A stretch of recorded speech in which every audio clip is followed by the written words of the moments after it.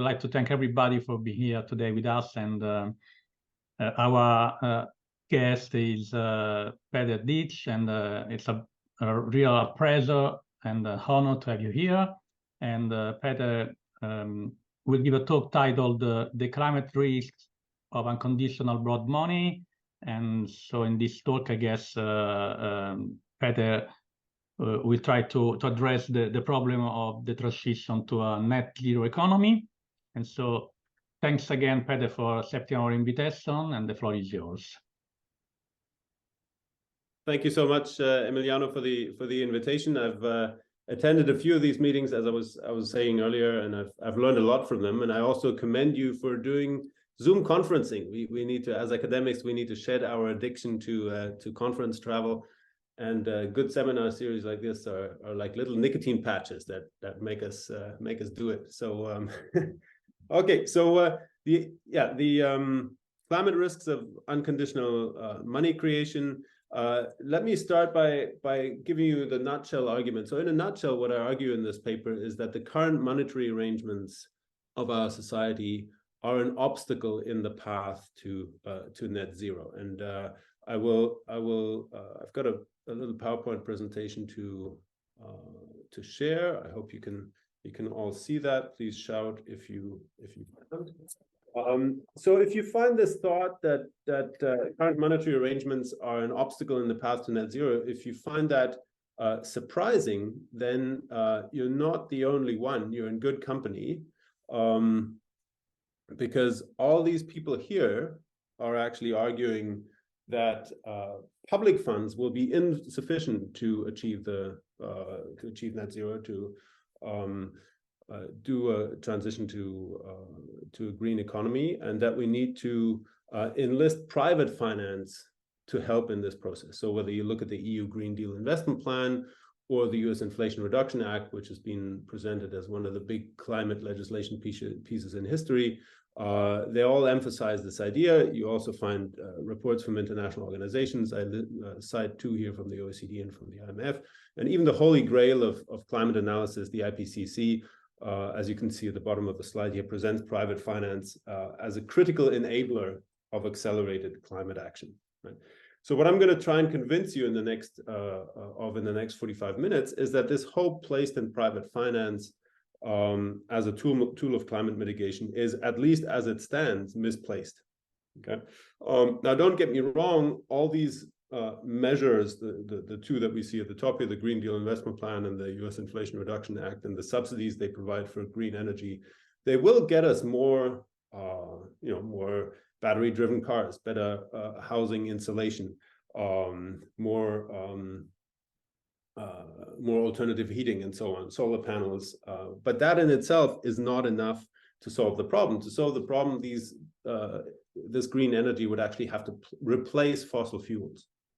And what I'm arguing is that under two features of modern economies, this substitution effect is actually partly suspended. So I'm going to tell you now what these two features are, and then we will walk through them in a bit more detail. So the first feature is the unconditional delegation to private financial institutions to create money through credit.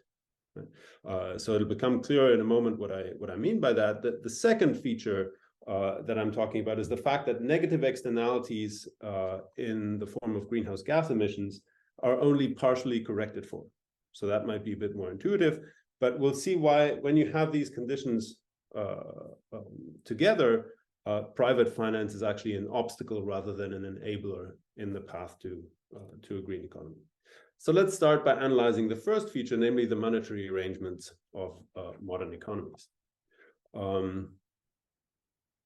So most of what, at least the older ones among us, intuitively associate with money, namely the notes and coins that we have or used to have in our pockets, is actually only a small part of money in the economy. It's also known as narrow money, and in economies such as Italy, that usually presents 2 to 5% of money that is out there. By contrast, most money in the category called broad money takes the form of bank deposits. Now, this term bank deposits is a little misleading because it suggests that someone has actually gone to the bank, deposited money, and the money is now sitting there waiting for that person to come and get it again. Right? Now, people do, of course, deposit money in this way, and that's why this idea is so entrenched. But most bank deposits actually come about in a different way. They're created by commercial banks out of thin air. Right? So think of going to a bank and asking for a mortgage. They look at your credit rating, and if they think they're good for it, they push a button, and there it is. The money has been created on the balance sheets of the banks. Right? Now, this raises the question of why commercial banks have this power, why we grant them this power to create money. Now, in modern economies, the answer lies in an institutional division of labor between the central bank and commercial banks. And this institutional division of labor has been called the finance franchise by Robert Hockett and Saul Omarova. It's also alternatively being called a hybrid monetary institution by Jens van den Klooster. And so Hockett and Omarova point out that two questions arise for any monetary arrangement: how much credit to create and how to allocate the credit. And here is the answer that they give. I quote, "The first task, that of modulating the credit supply, is officially reserved to the franchisor, acting primarily through the central bank or monetary authority that conducts its monetary policy. The second task, that of allocating credit, is generally delegated to private franchisees, including banks and other financial institutions." End of quote. So in other words, the central bank takes care of the first task, aiming at a certain credit supply to make sure that macroeconomic goals are met, for instance, inflation targets. By contrast, the actual allocation of credit is delegated to private commercial banks. Now, why do we delegate in this way? I think that the justification in the background here is broadly a Hayekian one. Right? Hayek pointed out that commercial banks are closer to the decentralized information that is out there in the economy, and therefore in a better decision to decide which projects will be profitable. Now, of course, this is only a sketch of the finance franchise, and it's a very complex system. We could also ask about the role of shadow banking, about capital markets, and so on. But for our purposes, I just want to stick to the essentials and underline two features of this finance franchise that are important for me. Now, the first feature is that there is no principal limit to money creation by commercial banks in this system. Right? It's not like under the gold standard or in a fractional reserve banking system where the quantity of money is capped in some way. Right? Now, of course, there is a prudential limit. The central bank will not want more money than is compatible with their inflation target. But from the perspective of the individual commercial bank, there is no effective limit on credit creation. Right? If Emiliano comes to a bank and asks for a loan, they'll ask, okay, is he good for it? If he's good for it, they'll press the button, here's the money. Right? Now, there is one caveat. Commercial banks do have to respect certain leverage ratios. Right? So that is their market capitalization on the stock market has to stand in a certain relation to a risk-weighted measure of their loans. Right? But if you look at how much the equity of commercial banks has grown over recent decades, that is not really an effective limit, at least in normal times, not in crisis times perhaps, but in normal times, this is not an effective limit on money creation. Now, in the context of climate change, and we'll come back to this, this is important because it means that as long as banks expect fossil fuels to be profitable, they will extend credit to them. Okay, so that's the first important feature. There's no, in principle, limit, no effective limit on credit creation by private financial institutions. The second aspect is this. Suppose you walk into your local Intesa Sanpaolo branch, right, and you apply for a mortgage. Now, once the money to buy your house is in your account, it's of course true that you hold a mortgage with a private bank. Right? But notice that Intesa Sanpaolo could not have created this mortgage with the backing, without the backing of the central bank or relevant monetary authority. Right? So this puts the focus really on the role of the franchisor in this arrangement. Right?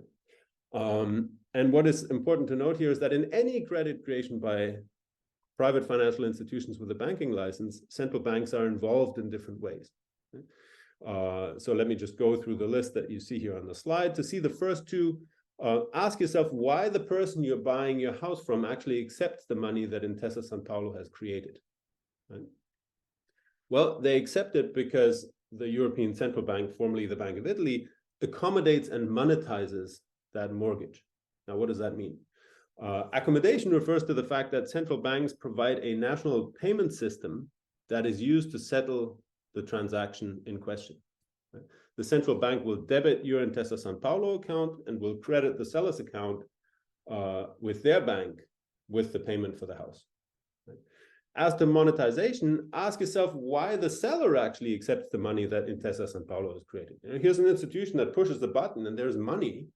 Why would the seller accept this money? Right? They accept it because the central bank, by clearing the transaction, effectively turns your private liability into a public liability. Right? So here's how Hockett and Omarova put it. They say, quote, by publicly monetizing a privately issued financial instrument, your mortgage, the central bank is placing the full faith and credit of the nation behind the credit of the individual. End of quote. So the role of the commercial bank here is just to help the central bank select who is creditworthy and who is not, and they are, in return, they get the privilege to collect interest on those loans. Right? But the individual creditworthiness that is backed is that of the individual. It's their liability that gets monetized in this process.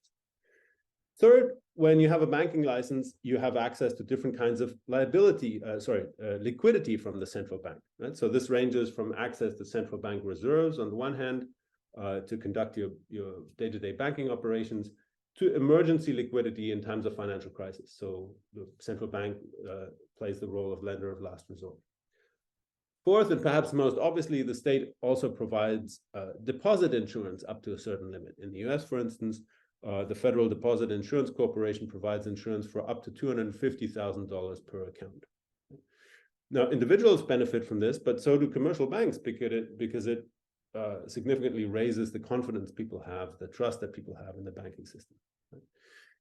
So in sum, if you look at all these ways, and maybe this is not even a complete list, any credit creation by commercial banks has an irreducibly public component. Right? Okay, so remember that I told you what we would look into two conditions of modern economies. That was the first one. Now let's turn to the second one. We can be a little bit quicker here because this is, I think, better known. It's economics 101 material, if you like. So the promise of the market system, the market mechanism, lies in an efficient allocation of resources to their most productive use. Right? But we know that markets fail. Right? There are asymmetries of information. There are non-private goods. Agents have market power. And in the context of climate change, what's most important is we have negative externalities from pollution. Right? So what you see on this classic diagram from economics here is that when fossil fuel producers and consumers only pay the private cost of their activity, so when we're at P and Q, right, but not the social cost or externality that affects humanity as a whole in the form of climate change, then we will end up with too much of the good or service, too much fossil fuel production at too low a price, compared to what would be the efficient level of production and pricing where the social cost is internalized, namely Q star and P star. Right? So the difference between the two supply curves here is exactly the negative externality. Now, the consequences of non-internalized greenhouse gas emissions are significant. There's rising temperatures, there's extreme weather events, there's loss of biodiversity, and already today an estimated 5 million deaths per year due to climate change. So all that is, as I said, is economics 101 these days. It's pretty straightforward, but let's move on again to two observations that are important here. The first is that we have, at least in principle, the policy tools to correct for this gap between the two supply curves. Right? For example, we could impose, and we do to some extent, impose a carbon tax equivalent to the social cost, which would lead producers and consumers to end up at Q star and P star. Now, unfortunately, in practice, carbon prices are nowhere near where they would need to be for a complete internalization of those negative externalities.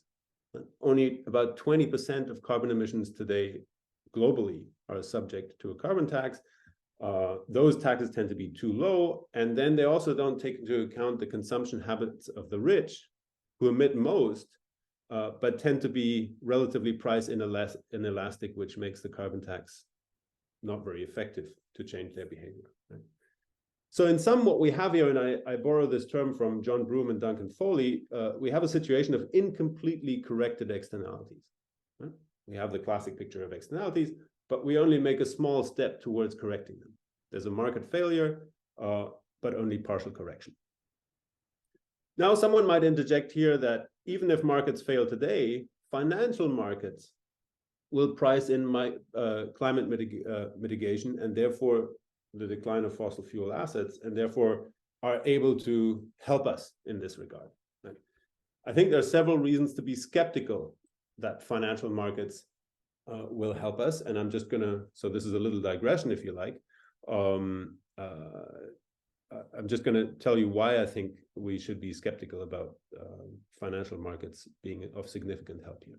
I think there's 5 reasons at least, right? The first is that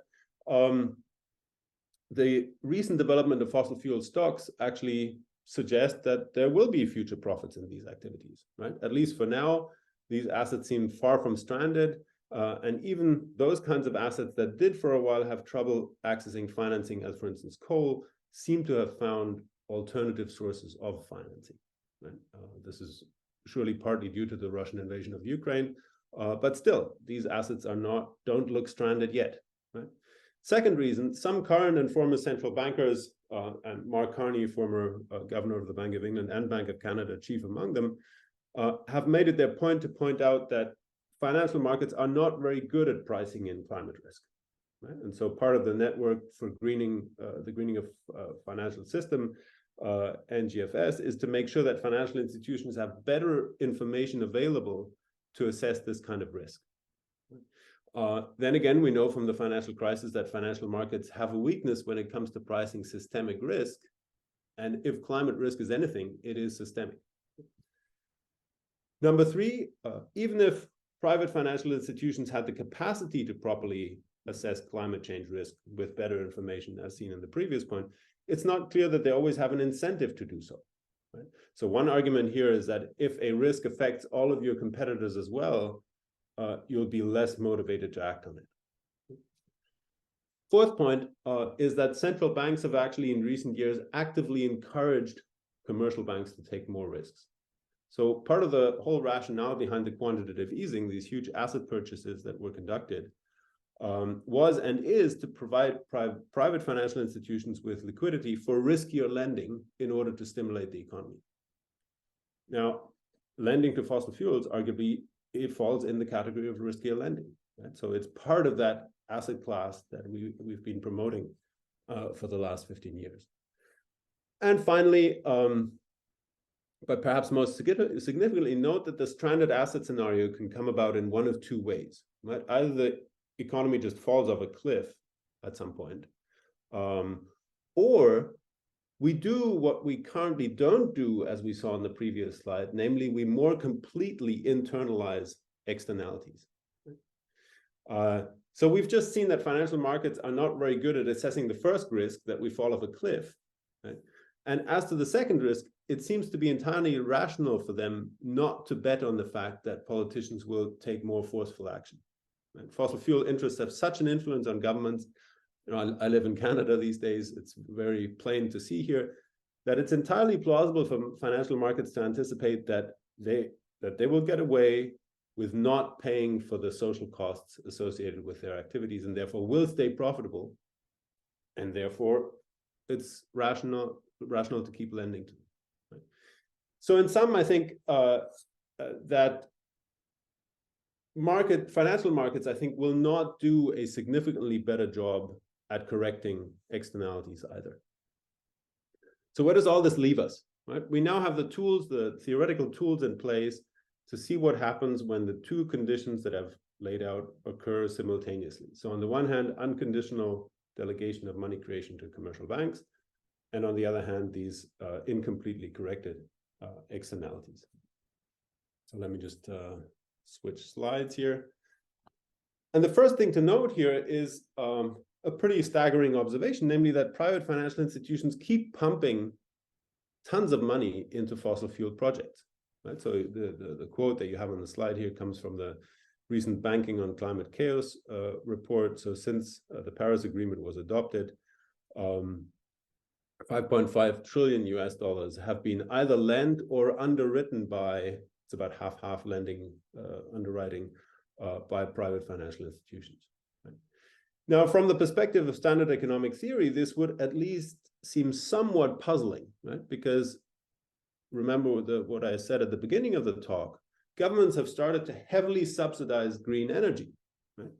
And one would expect some kind of substitution effect. You pump more into green, and then you would expect that there is some kind of reduction in return in terms of investment in fossil fuels. But that doesn't seem to be happening if we look at these huge numbers. Right? But given the two features of modern economies that I've described, unconditional broad money creation and incompletely corrected externalities, we can solve this puzzle. Right? And here's how the explanation goes. It's true that subsidies for green technologies increase the relative attractiveness of green technologies, but they do nothing to reduce the profitability of fossil fuel investments. Right? And given that financing under the finance franchise is not inherently scarce, commercial banks do have the discretion to lend more. Right? As long as the fossil fuel projects are profitable, they will get financed. And since their externalities remain incompletely corrected for, they remain profitable. People expect them to stay profitable. Right? So to put it differently, under current money arrangements, the substitution effect is to a large extent suspended. Right? More money for green simply does not mean less money for fossil fuels. So in other words, what we have is a system that actually, rather than reducing incentives for the generation of externalities, is a system that incentivizes more generation of externalities. So that's why I said at the beginning that I'm skeptical that private finance is an enabler of the transition to net zero. I think this is why it's actually an obstacle, at least under current regulations, an obstacle in the transition to net zero. So this reminds me of Sisyphus, who's given the futile task of pushing his boulder up the hill, and every time he gets close to where he is in this picture, the boulder rolls back and he's got to start all over again. In the same way, we think, we're pumping so much money into green, this has got to work, this has got to do it, right? Only to find these stats from the Banking of Climate Chaos report that money keeps flowing into fossil fuels nonetheless, and as a result, emissions don't really go down. Right? So if this picture is accurate, right, what follows from what I've said so far for how we should interpret the world and how we should act it? Right? I look at some broader normative implications first here, and then turn to some policy implications in a second step. So the most fundamental insight of all this is that the standard justification for our present monetary arrangements, namely for the finance franchise, seems to break down. Right? Recall that we delegate private credit creation to financial institutions because this supposedly directs resources to their most efficient use. Right? Well, under incompletely corrected externalities, that's simply not the case. Right? Markets fail to internalize the social and environmental costs of fossil fuels, and therefore over-provide capital to fossil fuels compared to what would be efficient. Right? So in other words, the whole reason that we had initially for delegating to private financial institutions no longer holds. Right? So what to do? At this point, it seems tempting to blame commercial banks for providing this funding. Right? And a lot of activism actually goes in this direction.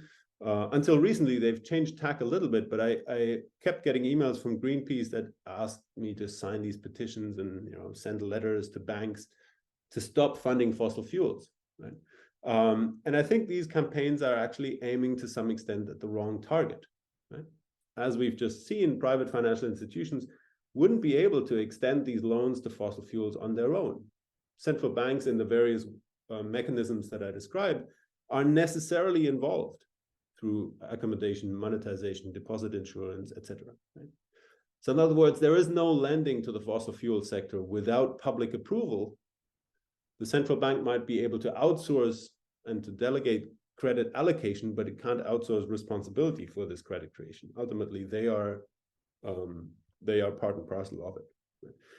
And since the central bank is an institution that is mandated by governments, and since, at least in democracy, we elect these governments, in a way, you could say we all share responsibility for this state of affairs. We get what we deserve. Right? Now, nonetheless, I think if you're looking at government in isolation from its democratic context, it does point to a significant tension between the official discourse of governments who say, well, we need net zero, we need to reduce emissions, and on the other hand, another public institution, the central bank, overseeing massive lending to the fossil fuel sector in the way that I've described. So in a way, the left hand of government is undermining the already insufficient actions of the right hand. Right?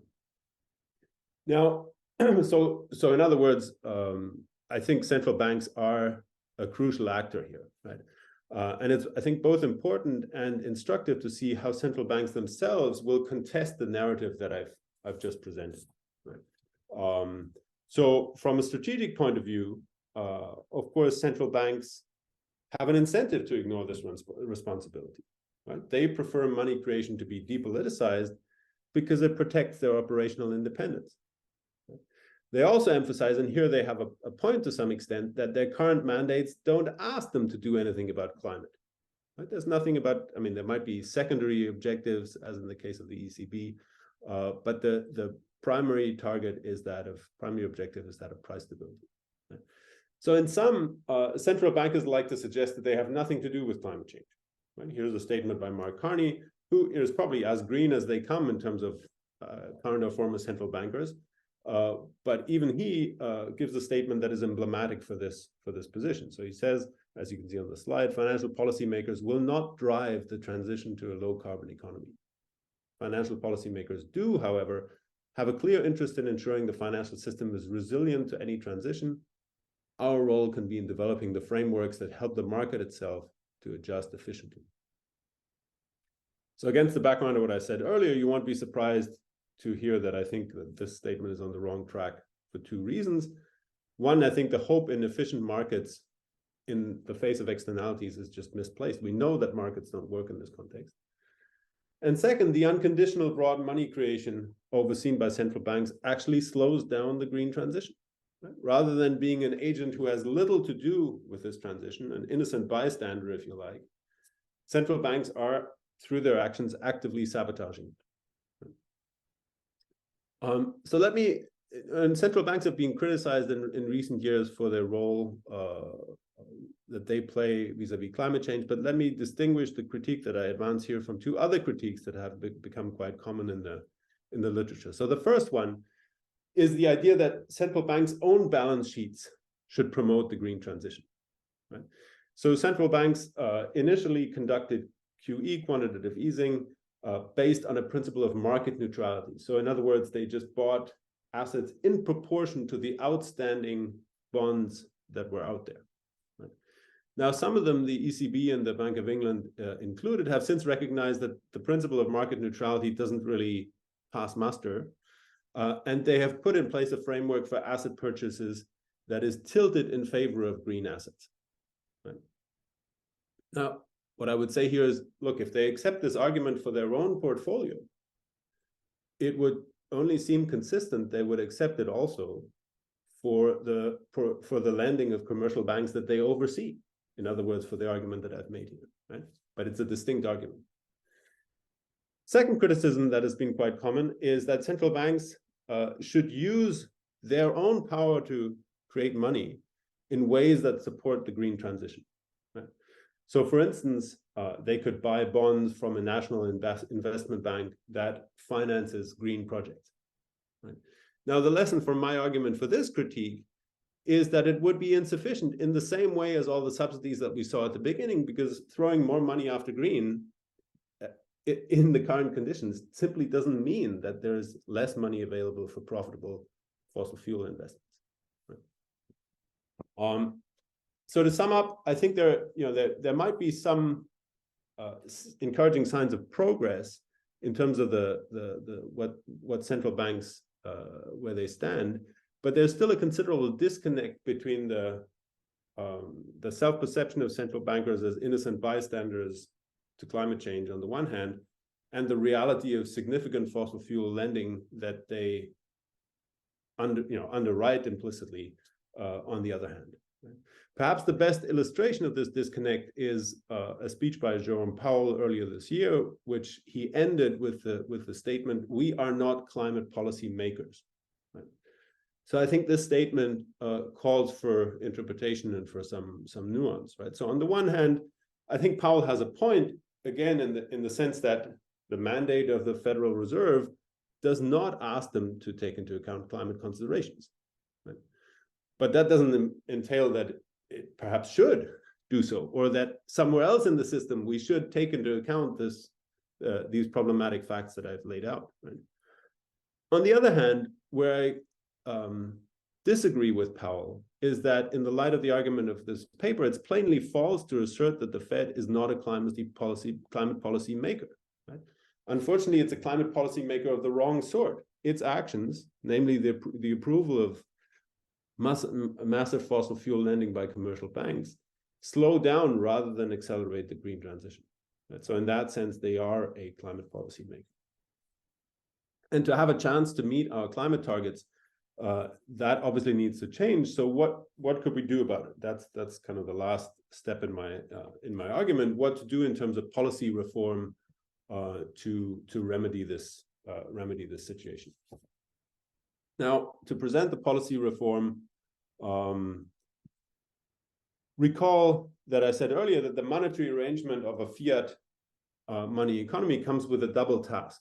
Right? So we have to decide how much credit there should be and how to allocate that credit.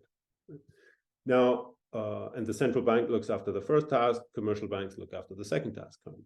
But that framing already provides us with two possible and complementary potential reform paths. Right? We can either reduce credit altogether, thereby also reducing in proportion the lending that goes to fossil fuels, or we can try within the current volume of credit creation to steer credit to in a different direction, namely, in this case, away from fossil fuels and towards greener alternatives. So I will look at these two options in turn. First, reducing the credit supply, and second, changing its allocation.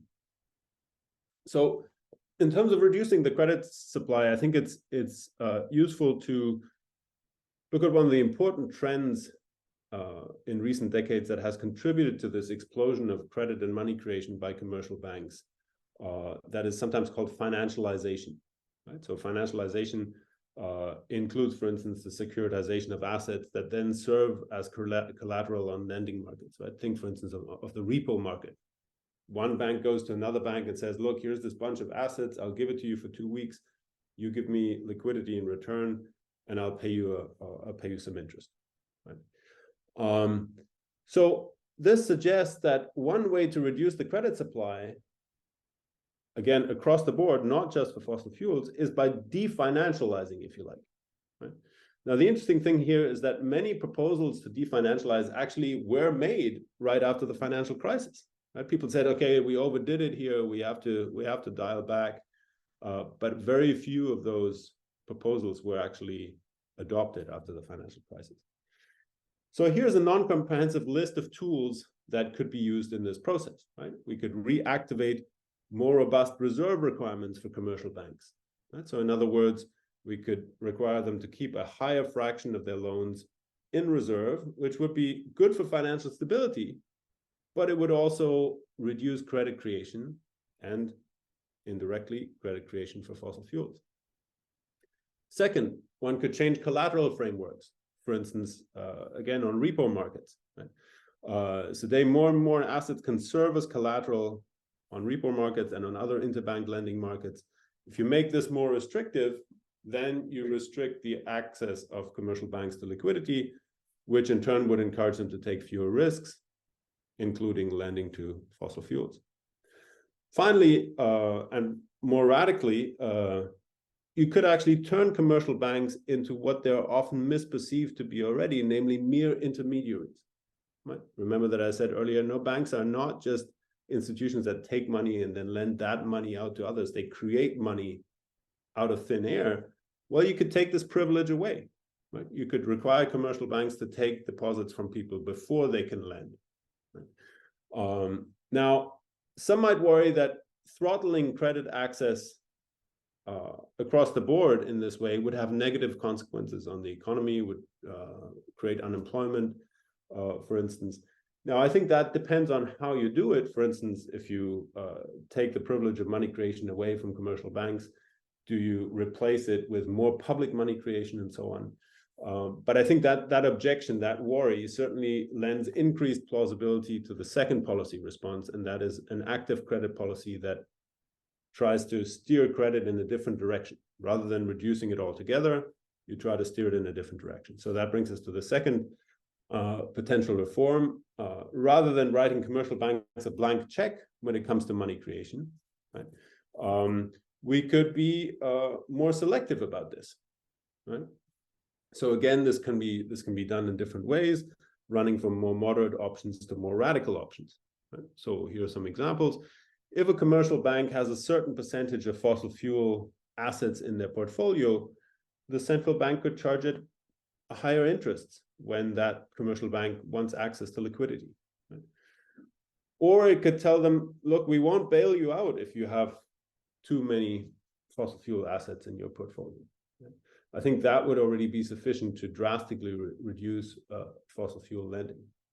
One could impose credit quotas. So this is actually quite common in some East Asian economies. You could just say, look, there's only a maximum percentage of your bank's lending that can go to fossil fuels, not more. And finally, and most radically, the central bank could simply refuse to monetize fossil fuel loans. Right?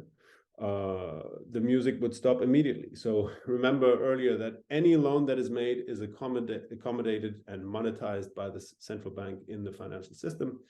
Well, if we don't do that, then those loans won't be accepted by people because the trust in them will evaporate.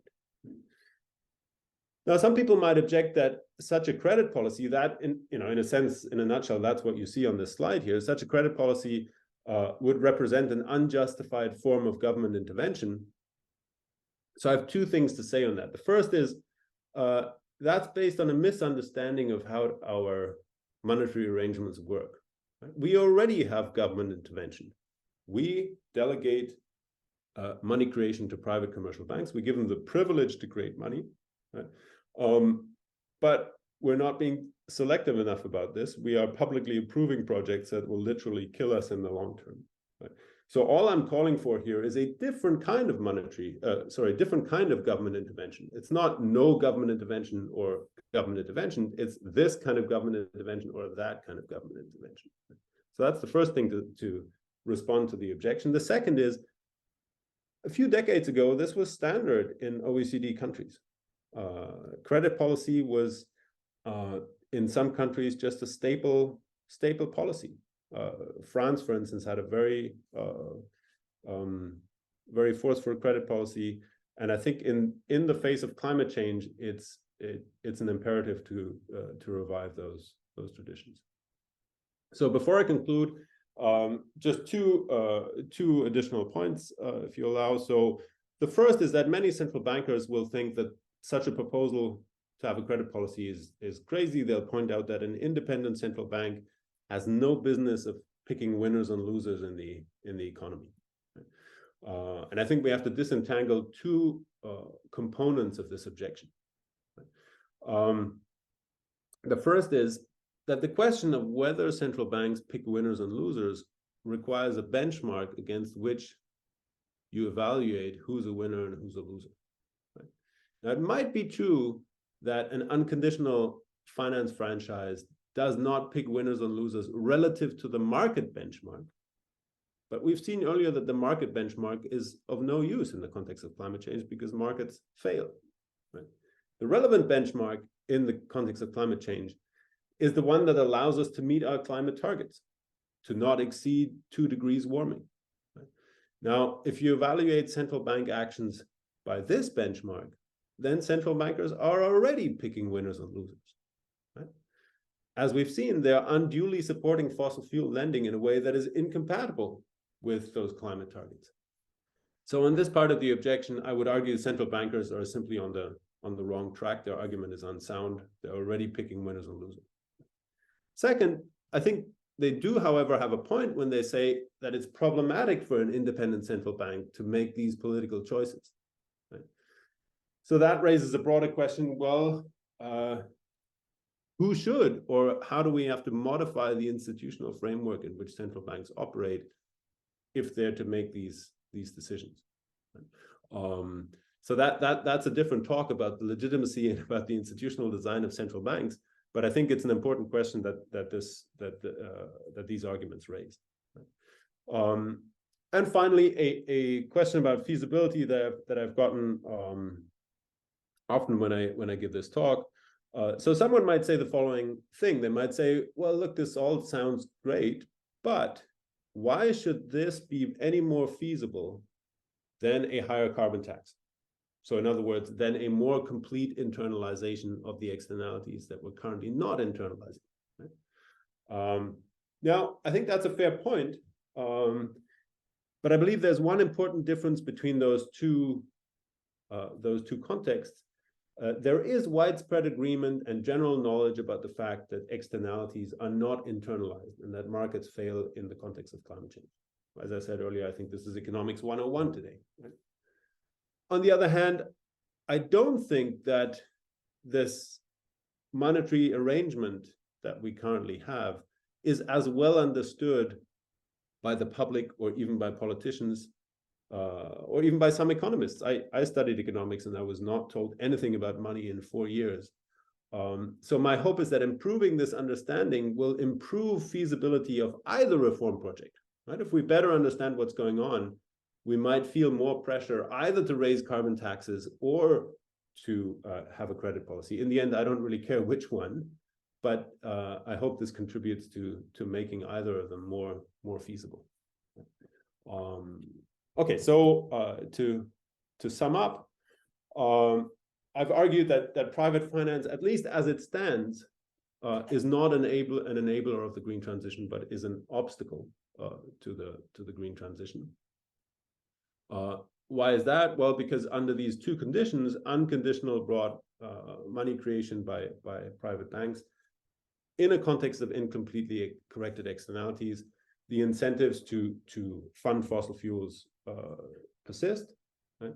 So if this diagnosis is correct, then it leads us to an imperative not just to subsidize the good stuff, which seems to be the current policy paradigm, right? Let's just throw subsidies after green. But it leads to an imperative to actually actively turn the tap off for the bad stuff, the greenhouse gas emitting stuff. Right? And interestingly, there's one international committee, the Climate Overshoot Commission, that has recommended a phasing out of fossil fuels explicitly. So I think that's where we need to go. Right? The challenge in going there is that those best placed to play this role of defunding fossil fuels, if you like, namely the central banks, at least at the moment, don't seem to want to play ball. They reject any responsibility for this task. And finally, I think adopting this perspective gives us a different view on the concept of stranded assets. Right? So the talk of stranded assets suggests that there's some sort of exogenous shock through which these assets suddenly lose their value. Right? If my argument in this paper is correct, I think that's misleading. Assets don't strand by themselves. It's not like the ship on the ocean that hits a cliff, right? But we have to make the political decisions to strand them. And that won't happen as long as we allow them to have value. By providing unconditional broad money, that's exactly what we're doing. And I think that's irresponsible and should stop. Thank you for your attention, and I look forward to the discussion. Okay, so thank you very much, Peter, for this rich and stimulating and I would say wonderful talk. And I think that we can now open the debate, and I see people reacting to your talk, and so I guess there are questions, and so yeah, I see Santiago. I would like to make a question, Santiago. Hi, thank you so much for this talk. I'm sorry for the noise. So first of all, I wanted just to clarify, like, so banks do not lend in proportion to their deposits. They lend in proportion to the capital stock market. Is that right? That's like a very clarificatory question. But the kind of like worry that I was having was like, it seems that for your proposal to work, you would need to do it like internationally, because I mean, carbon tax depends on where your activities happen, and therefore you need to sort of access consumers. But if one single country doesn't have that, a lot of banks, fossil fuel banks, would be incentivized to go there, and some countries would be incentivized to have like broad capital for those banks. I wonder how to address that, given that it's unlikely that we'll be able to get everyone on board on this. Thank you, Santiago. That's a good point that I hadn't thought about. So your first comment about the lending. So there are the leverage ratios that commercial banks have to respect, right? So that means when I say that there is no effective limit on commercial bank lending, the emphasis is really on the effective, right? Because there is a limit, they have to respect these leverage ratios, right?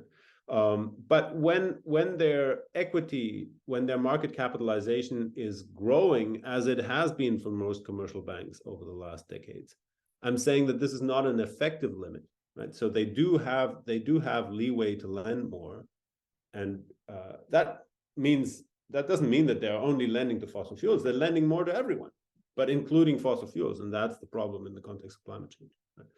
So that's the first observation. The second one. So it's interesting. Could someone do this unilaterally? Could Canada say, okay, we've seen the light here. We've realized that there's a problem with our financial system in the context of climate change. We're going to adopt a credit policy on our own to remedy this, right? Two thoughts come to mind. The first is, you seem to be saying, well, the Canadian, say, take Suncor, a big fossil fuel companies in Canada, it would still have access to lending. They could just go somewhere else. They could go to the US, they could go to European banks, to Asian banks, and lend money. So the small observation is, well, they would be subject to exchange rate risk at that point, right? But you're right that doesn't really stop it. The other question is, whether there is any restrictions that a state could impose to prevent capital imports in terms of lending from abroad that are not compatible with its credit policy. Now, that I don't have a response to at the moment, but I guess that's where I would look, and that kind of restriction, it seems to me, might be feasible. Right? I don't know whether you have any concrete insights about this. I'd be interested to know, or whether someone else around the table does.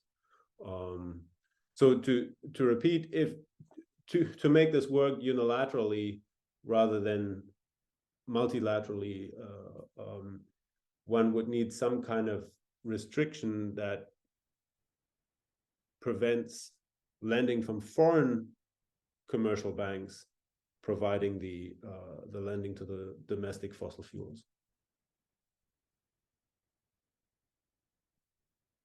I hope that makes sense.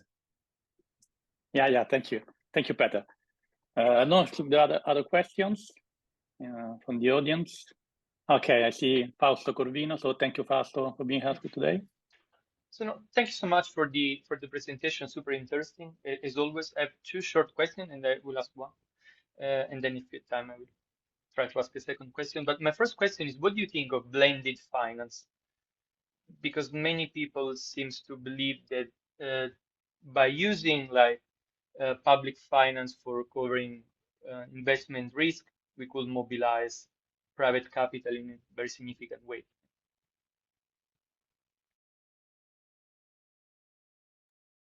So let's clarify first what we mean by blended finance. Is it basically a private-public partnership where the where the government says, look, we will give X million dollars if you give Y million dollars for this green energy project. Is that what you have in mind? Yes, exactly. Yeah. In order to cover for the risk investment. Yeah. So I at least according to this diagnosis, right? I don't think the problem is necessarily with finding the funds for green energy, right? If the incentives are right. The problem, according to my argument here, is that even getting the incentives for green energy right, having more funding for green, doesn't entail that the funding for the fossil fuels is going to stop. Why? Because we have a monetary system these days in which there is no effective limit to money creation. So as long as fossil fuels are perceived profitable by the commercial banks, they will keep lending to them, even if at the same time they also lend and invest in green projects. So from that perspective, another way to put it is that the effect of the EU green investment deal, of the US Inflation Reduction Act, is actually just to provide more money for energy, right? So energy overall becomes cheaper, but it doesn't mean that the fossil fuels are going to get turned off, right? Or there might be some substitution effect, right? But so this is important. I argue that the substitution effect is partly suspended. I'm not saying there's no substitution effect at all, right? But as long as there's so many people who are heating with fossil fuels, so many people who are driving with fossil fuels, and they're anticipated to be profitable for this reason, well, financial institutions have all the incentive to keep lending to them, right? And so that's why we don't see as much of the substitution effect as we would need in order to meet our climate targets. So blended finance,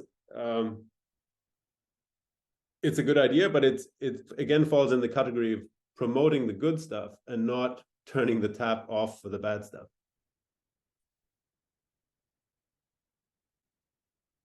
Okay, so thank you. I see another question coming from Soren Hilbrick. I hope that the pronunciation is right.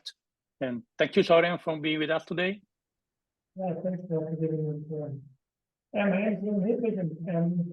I work on it's hard to hear you. Can you do something with your sound? It'll work better now? Yes, that's better. Okay, sorry. Yeah, I work at a research institute and think tank on sustainable finance, but have a background in philosophy. So it's very interesting for me. Thanks for this great talk. I think you anticipated most of my reaction already in your caveats and also in what you said on the other questions, but let me still press on some of these points. The first one, again, on political feasibility. You said your hope is that there's less knowledge on the functioning of financial markets, and therefore one could really make a contribution here to get to implemented policies. I think maybe one could also turn this argument around and say these issues on financial markets are so complicated and so intricate. It might be even harder to get public coalition, to get public contestation, to get support for these policies against the financial market lobby is, I guess, as powerful as fossil fuel lobby. So yeah, might not be easier to do these things.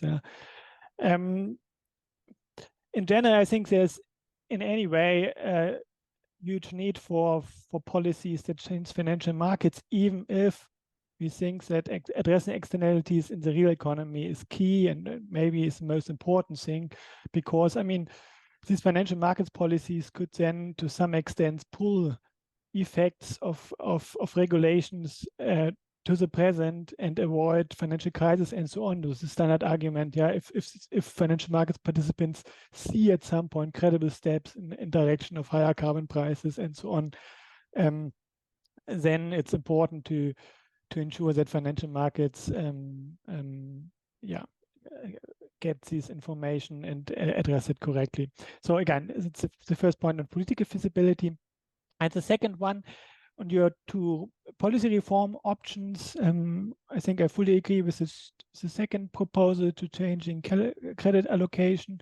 With respect to the first point, I'm not so sure, because I think we also need a huge amount of investments for climate adaptation, to address loss and damage, to finance changes of production technology and so on. And so in this situation, I'm not sure if this great experiment to have such a fundamental shift of our financial sector is advisable or not. Yeah, so that would be an open question from my perspective. Thank you. Thanks, Zoran. Those are great great questions. So let me start with the feasibility issue. So I want to pick up on one thing that you said, and that's that addressing externalities in a way is the most important thing, right? So I agree with that statement, and it actually allows me to kind of frame my argument here as a decidedly second best argument. So first best is, well, let's internalize the externalities. Then no one's going to finance the tar sands in Alberta anymore, right? They would just not be profitable. So problem solved, right? But given that they're incompletely corrected for, right, then the financial arrangements become a problem. So that's where my argument comes in. It's a second best argument in the sense that it says, look, we're not doing the internalization, right? And in that context, since commercial banks have this capacity to keep lending, that's a problem, right? So that was just a remark on the overall strategy of the paper. It's a second best argument, right? Now, I appreciate your feasibility worry that these things are simply too complex compared to the nice little diagram about externalities, and it's economics 101. You can put this in a newspaper article. I think to some extent I would push back on that, right? So the Bank of England has issued, I think, 1 5- and 1 8-page primer on money creation, right? That's basically daily newspaper level stuff. It says, look, this is how it works. This is how the monetary system works. This is how money gets created. Greenspan also in some hearing in some congressional hearing, I think, responded to a question by saying, no, the central bank can create as much money as we want, right? You can make a similar argument, not much more complicated, about the capacity of commercial banks to create as much money within the not very effective limits of leverage ratios as they want, right? So, but I think those arguments have to be presented, and because it's not really part of the public debate, I think we haven't started explaining those things sufficiently, right? So I push back a little bit on that. Then when it comes to the lobbying question, I agree with you that the financial institutions would push back hard on this. But again, putting this kind of argument out there increases the pressure for themselves to justify what's going on, and also the pressure on central banks to justify what's going on. Because we are already skeptical and have in the public debate a lot of coverage of, for instance, explicit subsidies of fossil fuels. Right? So here in Canada, but also worldwide, there's reports that say, look, governments give explicit subsidies to fossil fuel companies. Right? And there's public outrage about that, I think, correctly. Now, in a way, what my argument shows is that these subsidies are actually much larger than we think if we just think about fiscal measures. Right? If we include the monetary privileges that are given to the fossil fuel sector, they should be added to the same list. Right? So again, it's about shifting the dial in order to increase the pressure to justify the way that it's currently done. It's not going to be easy, but I think it has to be done. Right? So your second point about the the first proposal. So the first thing I want to say here is, and I didn't say this in the presentation, but I do say it in the paper, I don't mean to endorse any of those options on those menus, right? But I need them to show that there are policy alternatives in order to act on the observations that I lay out earlier in the paper, right? So in other words, if there's an imperative to act on this from a normative perspective, it's not as if we don't have any instruments. Here's a ton of instruments. Now we can then debate which of these is perhaps more plausible than others. And I agree with you, and I also say that in the paper, that most people will have sympathies for a credit policy that redirects credit rather than compared to one that just shrinks credit altogether, right? But right after the financial crisis, I'm not sure whether those sympathies would have been structured in that way, because there was a lot of awareness about the fact that there is just an overhang of credit in the economy, and we do need to definancialize to some extent. Right? So that's why I have it in there too. But I do emphasize that it's just one option among many, and I'm not necessarily advocating for it. Yeah. Okay, thank you, Peter. Back with question number 2. So we have two more questions coming from Fausto and Santiago. So yes, maybe Fausto is the first one. Yes, I guess. So. Okay, so thank you. I have a second question about your first best argument or proposal, that is to say, to get climate externalities internalized, because you said in passing, you said that one of the reasons why climate externalities that are partially not corrected for is that the demand of the rich or the super rich is inelastic to the unequal forward carbon price. And obviously it would be crazy to think about like a differentiated carbon price, at least from an administrative point of view. That is to say, the idea of applying a higher carbon price to the rich, it would be quite difficult, I think, in practice. So some people have been proposing recently like alternative solutions, like, for example, like taxing the consumption of the rich, for example, introducing a tax on some luxury items, goods or services. Or some other people have been defending like supply side policies. So, for example, banning or prohibiting the sale of some luxury goods and services items more generally. So do you think that this sort of proposal could help with regard to your first bet proposal, and do you think that would be justifiable? Yeah, so I'm actually, it's interesting you said that. I am working on a paper on that right now in the context of looking at the links between income inequalities and emission inequalities, right? So I don't know whether you know Chancel and Piketty's 2015 paper on this, right? I mean, it's staggering. The 10% highest emitters in the world are responsible for 50% of the emissions.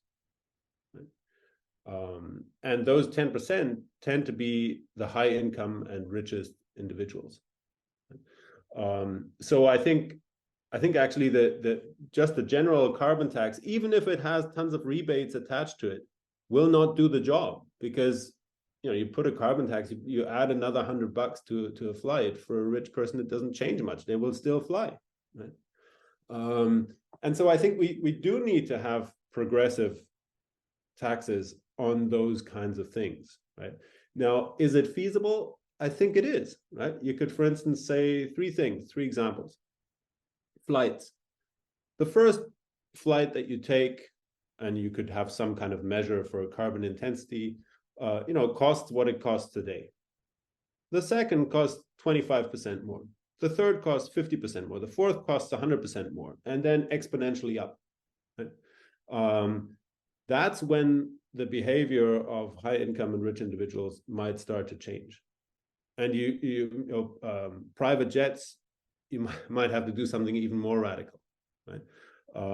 Same with cars. Just heavily tax a second car for any household. Now in Europe, that's not as common as in the United States, but in the United States and in Canada, it's very common, right? So again, progressive taxation. then you could have some kind of formula that looks at the size of the house or a flat that people live in, right? And at the same time, the level of insulation that they have, and again, have a progressive taxation for that. So if you live in a relatively inefficient 600 square meter house, well, you should pay a lot more than someone who lives in an 80 to 100 square meter well-insulated flat. Right? So I think we need to, tackle those issues. And what I find convincing in Chancel and Piketty's argument is that they say we need to look at the individuals rather than at the countries worldwide when we think about solving the emission problem. Right? So yes, in answer to your question, but that's the complicated. Thank you.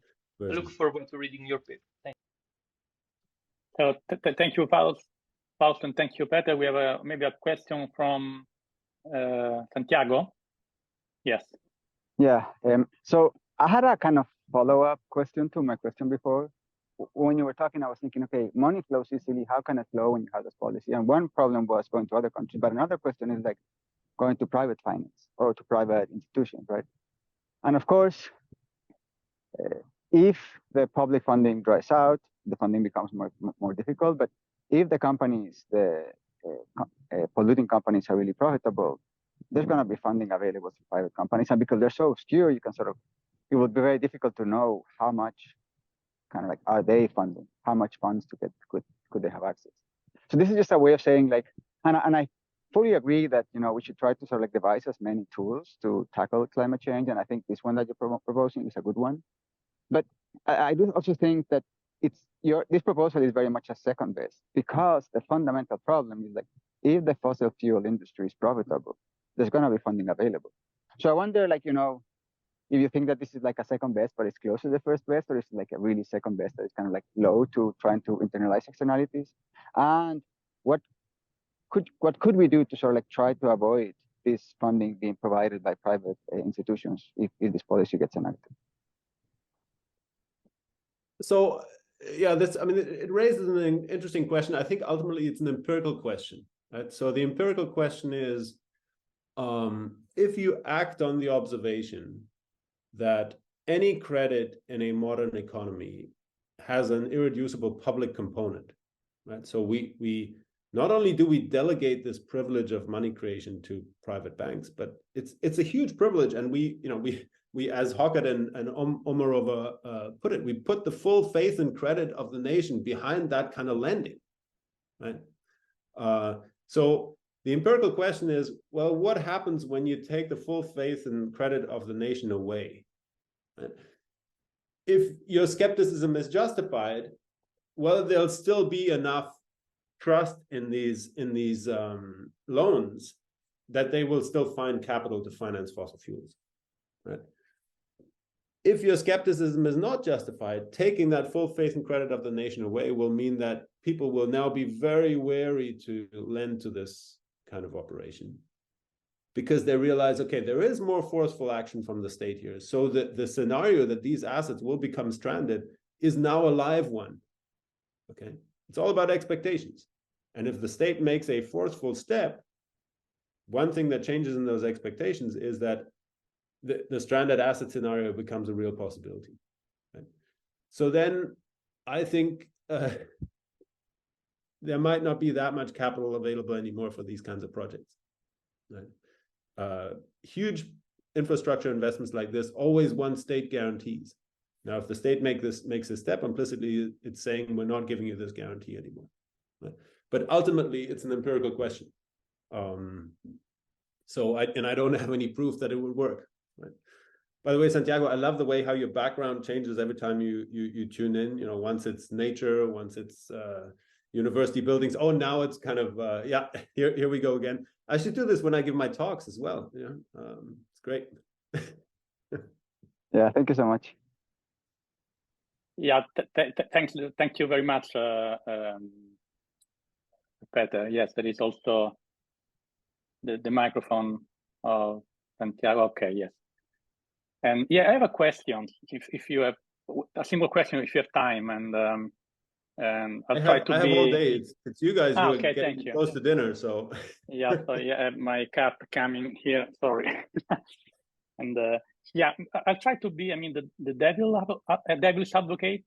And so my question is, what if the financial system is getting it right, in the sense that the transition to a net zero economy takes time, and if we would take all the money from fossil fuel financing in a very short period, we would see, I mean, a collapse of the prices in those companies. And at that point, somebody would say, is saying that all those companies will be bought by the bad guys, in the sense, the people that don't care or care less about climate change. And so what if, I mean, all this double financing, so green financing and fossil fuel financing is a way of correctly assessing the situation right now. And also it's a way of hedging the risk, in the sense that, yes, I put money on the green financing, but I'm trying to hedge in the risk by buying some fossil fuel assets. And so under this hypothesis, it's only an hypothesis, so reducing credit supply maybe wouldn't solve the problem, in the sense that, as you were saying, we will have less money for energy, but not necessarily less money for fossil fuel financing. So I hope that is clear. Yeah, no, that's it's very clear. So let me say two things. First is, I mean, I'm not saying that we should, turn the financing for fossil fuel off tomorrow to zero, right? So we would need some kind of transition plan, a phasing out, as the Climate Overshoot Commission puts it, right? But the advantage of having a phasing out roadmap is precisely that you say, well, look, in 10 years, right, the music stops. So you better already stop investing in new oil fields, in new gas fields, etc. today, so that when the music stops, you don't lose out money, because these assets will be stranded. We will strand them over some kind of time frame that is compatible with meeting our climate targets. Right? So that's the first point. The second is, you say these processes take time. Well, we don't have time, right? We have to get our emissions down. Otherwise, we will see serious consequences whose costs will dwarf anything that, anything that the transition might cost now. It might be a little bit painful now to do this, right? But we can ease the pain with rebates for those who feel the pain the strongest, right? And where rebates are used, these processes tend to be way more widely accepted than where they aren't, right? So for instance, in British Columbia, there's been a carbon tax since 2008. There was a rebate system that came with it. It was widely accepted. In France, they tried to ram it through without any compensation for those who would have paid the price. And the Gilets jaunes, the yellow vest movement ensued. And rightly so. I mean, people say, are you kidding me? You're lowering the taxes on the rich by 4 billion. And then we pay the price at the pump. That can't be the solution, right? No, of course it can't, right? That's understandable and that's correct. But we have the political tools to manage that transition. The question is whether we want to use them, right? So I think since we don't have the time, and since we know this comes back to the first best, we know that even from an economic efficiency perspective, it's inefficient what we're doing right now, right? Because it doesn't include those social and environmental costs. I think more forceful action is warranted already now, right? But of course, you have to do it in a way that still allows people to go to the gas station and then fill up their car tomorrow, right? But then again, you need to send a clear signal that that's not going to be possible maybe in 15 years, 10 years, whatever it might be. Right? So yeah, I think maybe the short-term orientation of democratic governments is not helping in that regard either. Right? They don't look at 10, 15-year planning. They look at 4-year election cycles. Rather depressing note to end on. Does someone have another question that we can make it a little more optimistic at the end? I don't know. I mean, I don't see other questions, but I mean, okay. It's a depressing topic, so we can end on a pessimistic note. Yeah. So yeah. So thank you again, Peter, for this wonderful talk and your availability and your rich answers. And hope to see you again on Finance Online seminars very soon. And I also would like to thank all the people in the audience. And so we can stop here, I guess. And thank you very much. Thank you, Emiliano, and thank you everyone for coming and participating.